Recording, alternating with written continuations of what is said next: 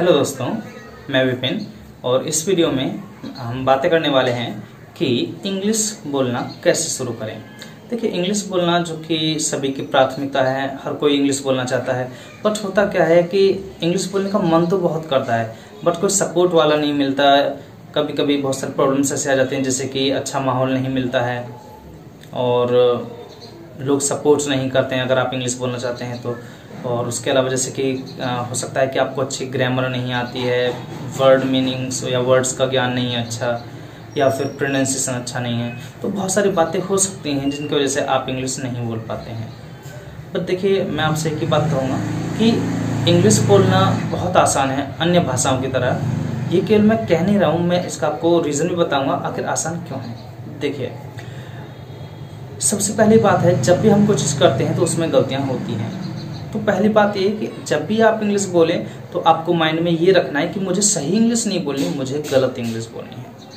क्योंकि बिगिनिंग में अगर आप गलत इंग्लिश बोलेंगे, धीरे धीरे शुरू में आपको गलत इंग्लिश बोलनी है और धीरे धीरे करके उसको आपको इम्प्रूव करना है बाद में, ठीक है।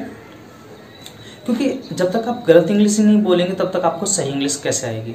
आज तक आपको इंग्लिश इसलिए नहीं आई है क्योंकि आप हमेशा सही इंग्लिश बोलना चाहते हैं, गलत इंग्लिश आप बोलने से डरते हैं। जैसे किसी ने कहा है, स्पीकिंग कम्स बाय स्पीकिंग, कि बोलना तो बोलने से आता है। अब आप इंग्लिश बोलने के लिए किताबों को पढ़ते हैं, तो पढ़ने से बोलना कैसे आ जाएगा? पढ़ने से आपका ज्ञान बढ़ेगा, नॉलेज बढ़ेगी, बट आपको बोलना नहीं आएगा। कभी खाना खाने से गाना गाना आया है? नहीं आ सकता।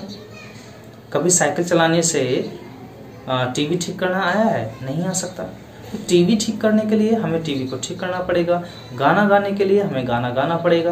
वैसे ही इंग्लिश बोलनी है तो केवल इंग्लिश को बोलना ही सीखिए, बोलिए ही, ना कि उसको रीड कर रहे हैं, पढ़ रहे हैं। रीडिंग कम्स बाय रीडिंग, पढ़ना तो पढ़ने से आता है। स्पीकिंग कम्स बाय स्पीकिंग, बोलना बोलने से आता है। राइटिंग कम्स बाय राइटिंग, और लिखना लिखने से आता है।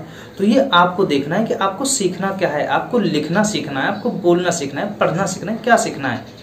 तो मेरा मानना तो ये है कि देखिए, आप पहले से ही पढ़ना भी जानते हैं, लिखना भी जानते हैं, सुनना भी जानते हैं, बट आपको बोलना नहीं आता। और बोलना आता है बट आप उस गलत को, जो गलत इंग्लिश है आपके अंदर, जो कुछ मिस्टेक्स हैं, उनको आप बोलना नहीं चाहते हैं। आप शुद्ध इंग्लिश बोलना चाहते हैं केवल दूसरों के सामने।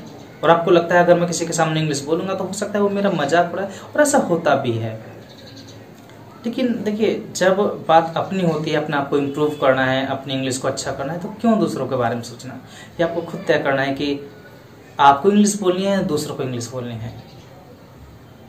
कॉन्फिडेंस सबसे बड़ी चीज़ होती है। अपने ऊपर भरोसा रखिएगा, विश्वास, खुद में विश्वास कीजिएगा, और कभी छोड़ना नहीं चाहिए। ये नहीं कि 2 दिन आपने इंग्लिश बोलने की कोशिश की, उसके बाद फिर आपने इंग्लिश बोलना बंद कर दिया।